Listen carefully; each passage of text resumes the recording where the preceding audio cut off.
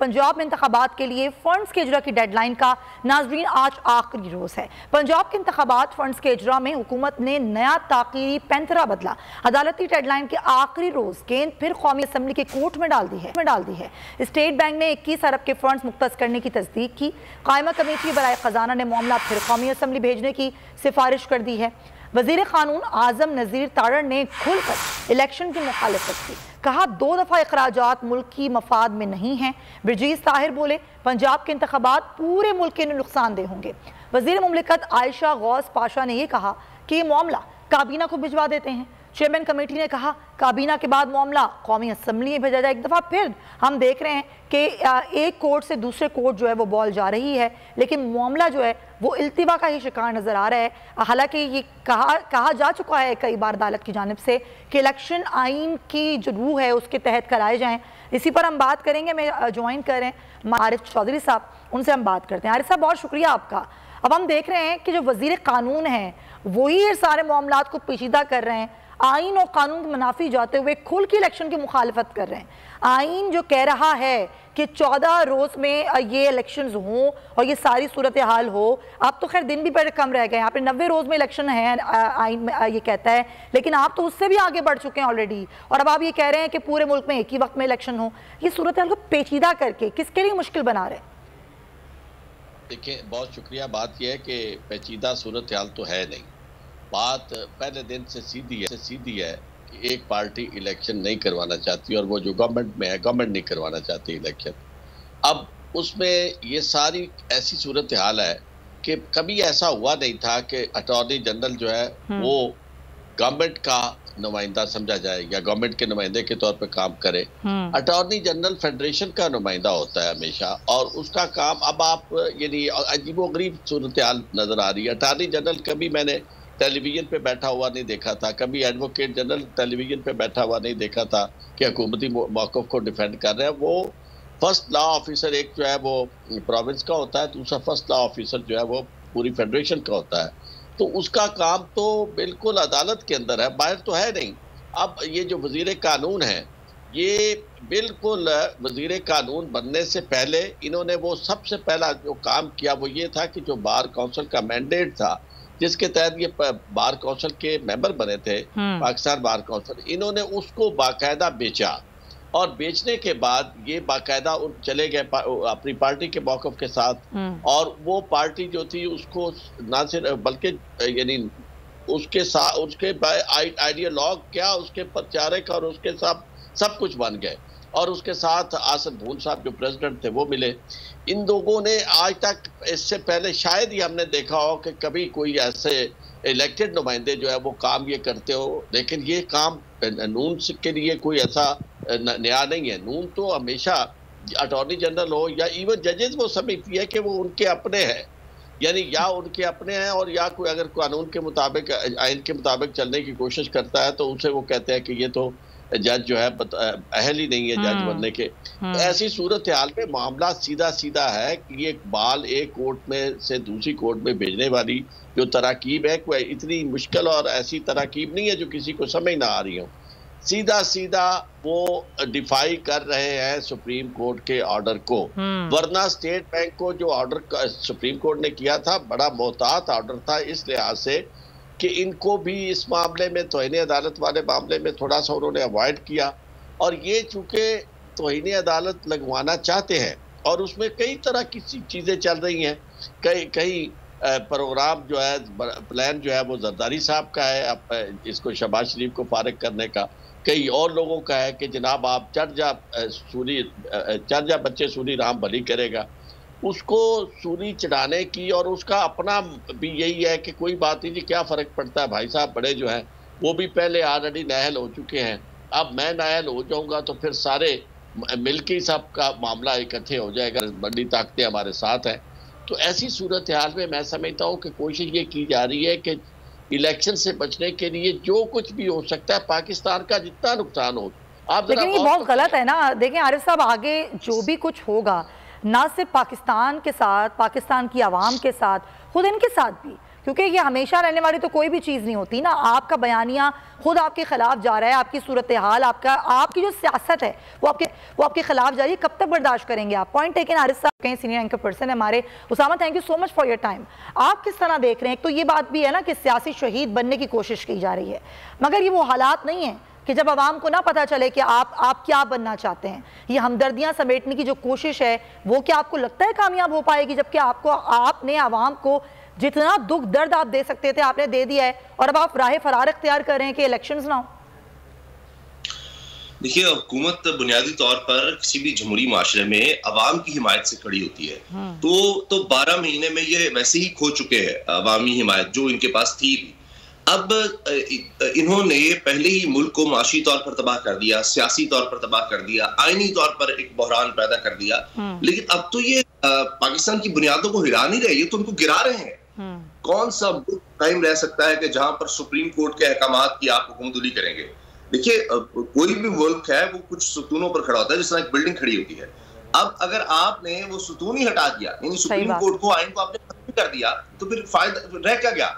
Supreme court का फिर मकसद क्या है? अगर उसके फैसलों पर अमल दरामद ही नहीं होना, और एग्जीक्यूटिव जिसका ये काम है कि उस पर अमल दरामद करवाए, हुकूमत का काम है, अगर उसने खुद ही उसकी हुकुमदुली करनी है, उसके हवाले से कहना कि जिसने सुप्रीम कोर्ट के अहकामात पर अमल किया हम उसके खिलाफ कुछ कार्रवाई करेंगे, तो फिर खत्म हो गया। आइन खत्म है, फिर सुप्रीम कोर्ट को आपने खत्म कर दिया, बंद कर दिया।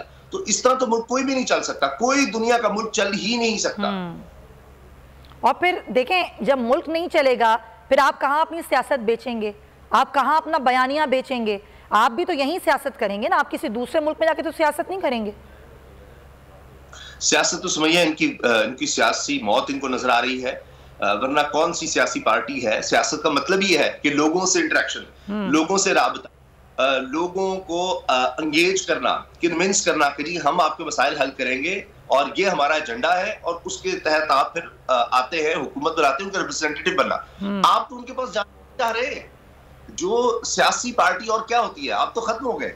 जब आप भाग रहे हैं तो फिर आप सियासत तो नहीं कर रहे, आप एक सियासी पार्टी तो नहीं रहे, आप तो एक माफिया, एक गासिब है, आप एक डिक्टेटर की तरह है कि आप आकर इक़्तिदार पर काबिज हैं और उसके बाद आप लोगों से राब्ता नहीं कर रहे, आप आइन को तोड़ रहे हैं और आप सुप्रीम कोर्ट को डिफाई कर रहे हैं, उसके ऑर्डर्स को। तो किसी दुनिया की सुप्रीम कोर्ट के पास कोई पुलिस अपनी जाती नहीं होती, कोई अपनी जाती फोर्स नहीं होती, कोई उसके पास कोई ऐसी कोई सुप्रीम फौज नहीं होती कि जिसने जाकर जनाब सुप्रीम कोर्ट ने हुक्म दिया जाकर अमल करवाना है। ये सेपरेशन ऑफ पावर्स होती है, हर एक का अपना अपना काम होता है।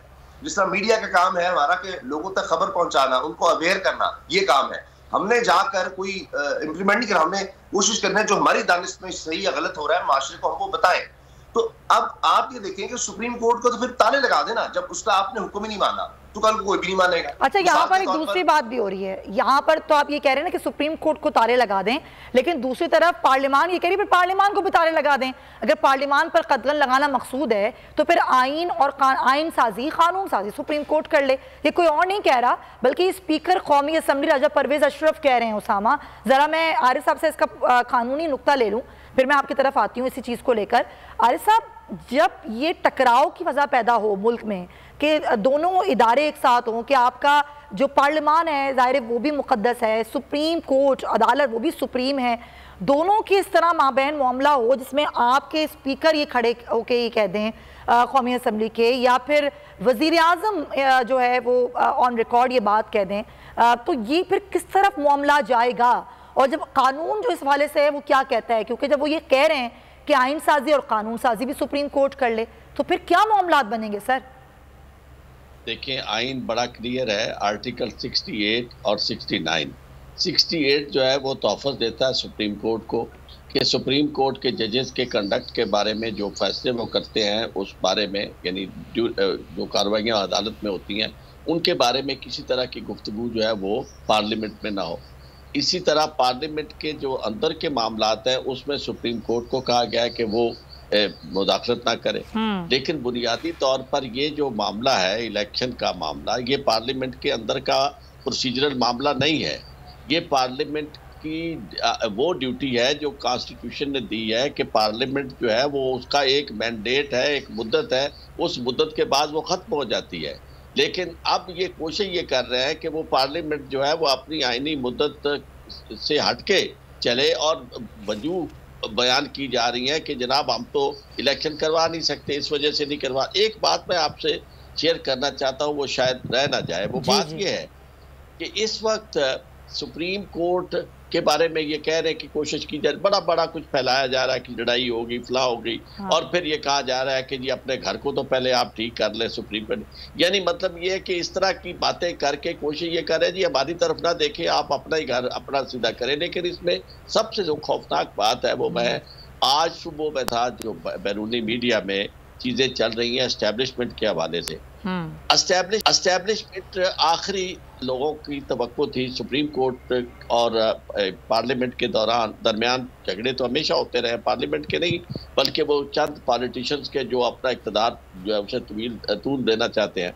तो उसमें जो जब बात आगे पहुंचती थी तो बहुत ज़्यादा जो तवक्को होती थी वो होती थी एस्टेब्लिशमेंट से, और एस्टेब्लिशमेंट एक ऐसा किरदार अदा करती थी कि या वो खुद आ जाती और या कोशिश करती कि दरमियान में वो इसको मामलात को सुलझा दे। इस वक्त जो बदकिस्मती है कि सारी चीज़ें जो इनकी की हुई हैं वो उसके ऊपर आ रही हैं एस्टेब्लिशमेंट, और एस्टेब्लिशमेंट भी बराह रास्त हमें कहीं ना कहीं नज़र आ रही है कि वो इनके साथ खड़ी है। और अगर ऐसा नहीं है तो कम अज़ कम तासुर ये बहुत ज़्यादा गहरा हो रहा है। और उसका नुकसान क्या हो रहा है? उसका नुकसान ये हो रहा है कि पूरी दुनिया के अंदर जो पहले कॉन्सेप्ट था कि लोग फौज, पाक फौज जिंदाबाद, पाक फौज को सलाम, हम सब कहते थे सब लोग, अब वो बात बदलती जा रही है। और मैंने ठीक है सर, आरिफ साहब, शुएब शाहीन साहब हमें ज्वाइन करें, माहिर कानून है, बहुत शुक्रिया आपका, और उसामा गाजी भी हमारे साथ ही मौजूद हैं।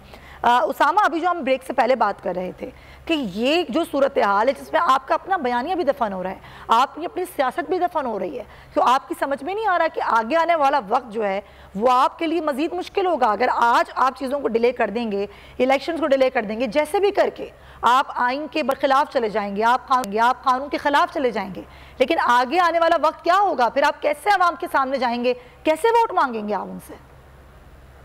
मुझे लगता है सुमैया इनका वही हाल होगा जो पाकिस्तान की तारीख में आमिरों का हुआ है। वो फर्क यह है कि वो 10-10 साल गुजार जाते थे, और उसमें होता ये था कि हमेशा जो हमारी आला अदलिया है बदकिस्मती से उन्होंने उनको रास्ता दिया, एक कानूनी रास्ता बनाकर दिया। ये पहली दफा हो रहा है, पहली दफा पाकिस्तान की तारीख में हो रहा है कि सुप्रीम कोर्ट डट गई है और वो उस तरह से आमिर को रास्ता नहीं दे रही। ये आमरीती की सोच होती है, लोगों के साथ आप नहीं है, आप आइन की खुली खिलाफ वर्जी कर रहे हैं।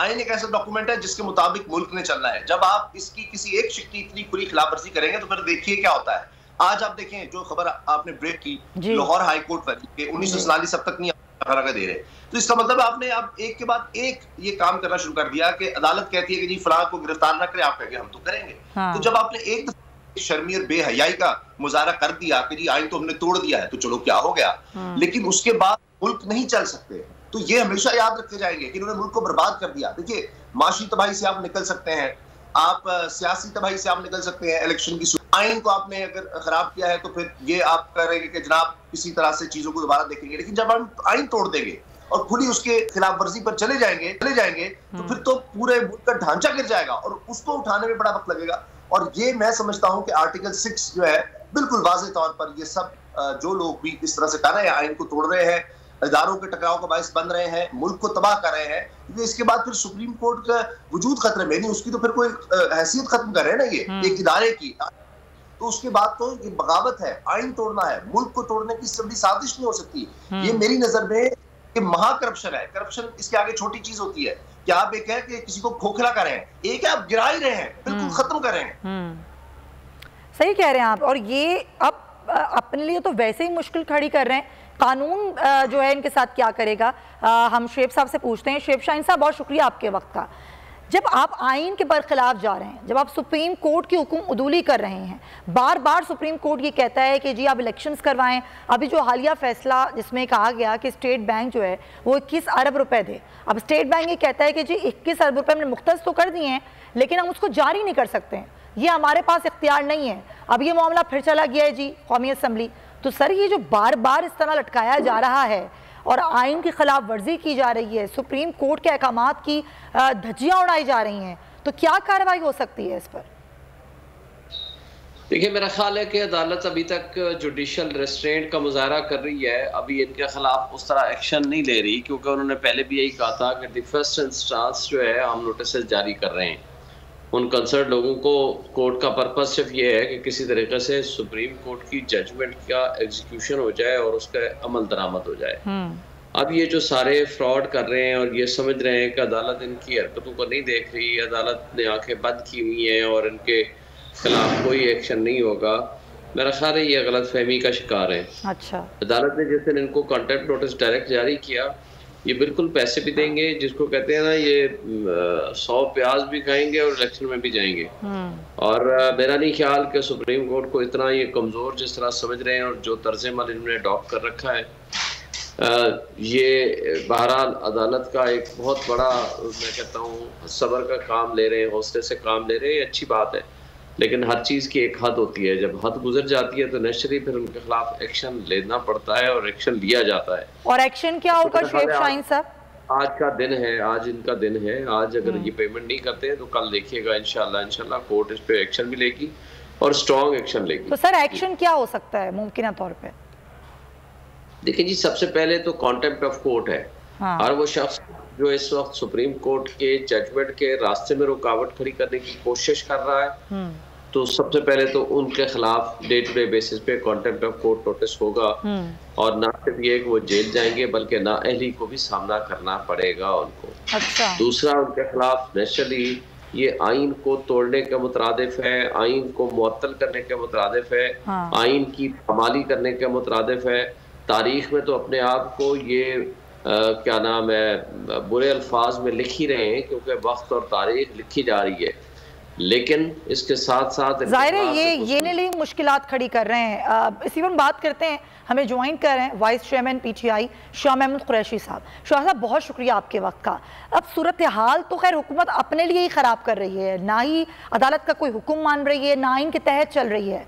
खुद इसमें पाकिस्तान तहरीक इंसाफ क्या सोच रही है? क्योंकि अभी हालिया हमने देखा कि एक ऑप्शन लिया गया कि मुज़ाकरात किए जाएं इस सूरत हाल में, तो अभी इस पर कोई पेशरफ्त हुई है शाह साहब? ये अर्जी है। पहली बात तो ये है कि हुकूमत ने फंड्स ना जारी करके और हीरे बहाने बनाने से जाहिर कर दिया कि वो सुप्रीम कोर्ट के हुक्म पर अमल दरामद के लिए तैयार नहीं है। इन्होंने हुक्म अजूली कर दी है, इन्होंने कंटेम्प्ट ऑफ कोर्ट को दावत दी है, इन्होंने आइन शिकनी की है। अब सवाल ये है कि एक तरफ आइन शिकन बैठे हैं और दूसरी तरफ वो तबका है जो आइन का मुहाफिज है, आइन की बात कर रहा है। क्या सोचने की बात है कि क्या इस तबके के साथ जो आइन को रौंद रहा हो, जो कानून को अपने एड़ियों के नीचे रगड़ रहा हो, उनके साथ बैठकर बातचीत की गुंजाइश है? नंबर एक। नंबर दो, सोचने की मैं वैसे बाय द वे मैं मुज़ाकरात का हामी हूँ। अच्छा। मैं डायलॉग का हामी हूँ, मैं कोई हॉक नहीं हूँ, मैं एक सियासी रास्ता तलाश करने वाला हूँ। लेकिन मैं आपके सामने और कौम के सामने रखना चाह रहा हूँ, एक तरफ ये हो रहा है, दूसरी तरफ जिस जमात को डायलॉग की दावत दी जा रही है उसके सूबा सिंध के सदर को बख्तरगंज गाड़ी में एक झूठे केस में मलीर अदालत में पेश किया जा रहा है। उसके सेक्रेटरी जनरल खैबर पख्तूनख्वा के सेक्रेटरी जनरल को पाबंद सलासत किया हुआ है। उसके चेयरमैन पर आए दिन एक मुकदमा कायम हो जाता है। उसके वाइस चेयरमैन को अदालतों में जाकर जमानतें करवानी पड़ती हैं। उसके कारकुनों को गिरफ्तार किया जाता है, उनको किस्म किस्म की धमकियां दी जाती हैं। पार्टी में अब आजाद कश्मीर में देखिए क्या हो रहा है। ये जमात, ये PDM की सरकार न आइन का एहतराम, न जमहूरी अक़दार का एहतराम, आजाद कश्मीर में फॉरवर्ड ब्लॉक को हवा दी जा रही है, वहां तहरीक इंसाफ की हुकूमत को उल्टा जा रहा है। तो आप देखिए कितने तजादात सामने आ गए। लेकिन फैसला इमरान खान ने करना है, पार्टी के चेयरमैन वो हैं। हम अपनी राय, अपना मौक़िफ़ उनके सामने पेश कर देंगे। अभी चंद लम्हों बाद मेरी उनसे नशिस्त होनी है, मीटिंग होनी है।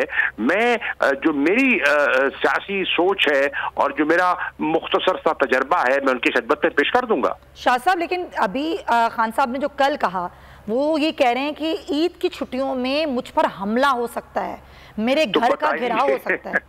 आप बताइए, हाँ जी। एक तरफ उनको खदशा है कि ईद की छुट्टियों में हमला हो सकता है, हाँ। और दूसरी तरफ पैगाम रसानी हो रही है डायलॉग की। तो एक रास्ता चुने ना, डायलॉग का रास्ता चुने या हमले का रास्ता चुने। हमला तो पिछले 1 साल से हम पर हो रहा है, हमारी हुकूमत पर हुआ, हमारे कारकुनों पर हुआ, हमारी क़यादत पर हुआ, कातलाना हमले हुए, ये सब कुछ आपके सामने है। तो रास्ता अख्तियार किसने करना है? पीडीएम सरकार ने, जो आइन शिकन है। और मुझे अफसोस है कि पूरी पीपल्स पार्टी की लीगल टीम, एतजाज एहसन, लतीफ अपना सरदार लतीफ खोसा, ख्वाजा तारिक रहीम, रजा रब्बानी एंड को, सब कह रहे हैं कि ये आइन की कदगन है और क़यादत उनको जूते की नोक पर नहीं लिखती, और वो फिर भी सरेखम तस्लीम। सवाल ये है, उन्होंने बड़ा वाज़े मौक़िफ़ लिया है और उन्होंने कहा हम पार्टी के साथ थे, पार्टी के साथ हैं, लेकिन हम आइन बनाने वालों में से हैं। आइन की जिम्मेदारी, उसका देखभाल हमारी जिम्मेदारी है। We owe to Zulfikar Ali Bhutto. और आप जरदारी साहब, आप अपनी सियासत के लिए, अपने केसेस के लिए पूरी हमारी सियासत और नजरिए को सौदा कर दें। बिल्कुल, ये तो बिल्कुल एक तरफ मामला है ना। और शाह साहब ने बिल्कुल दुरुस्त बात की कि ये तय तो पीडीएम ने करना है कि एक्चुअली वो डायलॉग चाहते हैं या फिर वो ये सारी सूरत हाल चाहते हैं। Thank you so much for your time. Vice chairman Tehreek Insaf Qureshi साहब हमारे साथ मौजूद थे। बात कर रहे हैं सूरत हाल की कि बार बार हुक्म उदूली हो रही है, उस पर अब कार्रवाई क्या हो सकती है? ये तीन लोग हैं, क्या इनके खिलाफ नाअहली की कार्रवाई हो सकती है या उससे पहले कंटेम्प्ट ऑफ कोर्ट हो सकती है? शुएब शाहीन साहब, मैं लास्ट कमेंट लेना चाह रही हूँ सर आप दोनों के। सबसे पहले आप मुझे बताइएगा, अब इलेक्शन फंड ट्रांसफर ना होने पर ये हुक्म उदूली जो हो रही है सर बार बार, क्या हो सकता है? ये जो वजीर खजाना है या फिर वजीर आजम है या फिर स्टेट बैंक का नुमाइंदा जो भी हुक्म उदूली करेगा उसके खिलाफ सर क्या कार्रवाई हो सकती है? मेरा ख्याल है कि अदालत ने देखें बहुत सब्र से काम ले लिया। उन्होंने मुख्तलिफ औकात में मुख्तलिफ डायरेक्शंस जारी की और जो कि आज उनकी डेडलाइन ख़त्म हो रही है। अगर आज ये पैसे रिलीज नहीं करते और अगेन ये हीले बहाने से काम लेते हैं तो मेरा ख्याल है अदालत के पास अब कोई ऑप्शन बाकी नहीं रहेगा कि इनके खिलाफ एक्शन लिया जाए। और इस पर स्टार्ट बहरहाल होगा स्टेट बैंक ऑफ पाकिस्तान के गवर्नर से जो एक्टिंग गवर्नर है, और उसके साथ सेक्रेटरी खजाना से, वजीर खजाना से, और इसी तरह प्राइम मिनिस्टर तक ये मैटर जाएगा।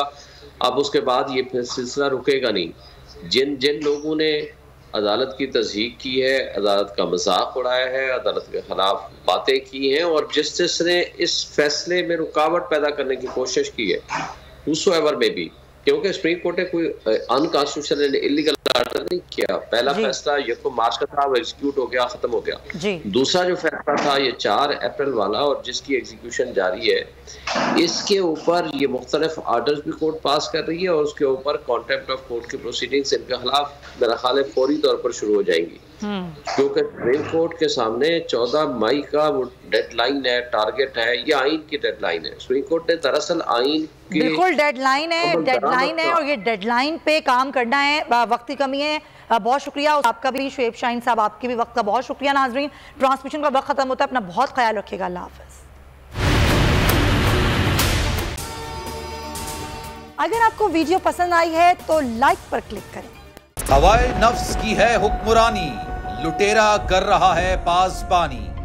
ओ न्यूज के मार्केटिंग हेड आकाश राम ताहा लापता, तफ्तीशी इदारे जवाब देने से कासिर, अहले खाना परेशान, बेटे की जुदाई में माँ गम से निढाल। जो बच्चों हिंदू पर आए थे जो को पाकिस्तानी, मुझे मेहरबानी करे पंहिंजो आकाश वापस कयो। हुकूमत से बेकसूर और मुहिब्बे वतन बेटे की बाजियाबी के लिए फरियाद। आकाश राम के अगवा के खिलाफ अहले खाना की जानिब से सुप्रीम कोर्ट में दरख्वास्त दायर। सुप्रीम कोर्ट के चीफ जस्टिस उमर अता बंदियाल से आकाश राम के अहले खाना की जल्द समाअत की इस्तदा। मुश्किल की इस घड़ी में आलमी मीडिया ने भी उठाई आवाज। CNN, आज तक, इंडिया टुडे, टाइम्स नाउ समेत आलमी मीडिया ने आकाश राम के अगवा के खिलाफ दिया बोल का साथ। उफ क्या जुल्म है, बोल इंसाफ का मुंतजिर। सब्सक्राइब करें और बेल दबाएं ताकि कोई खबर रह न जाए।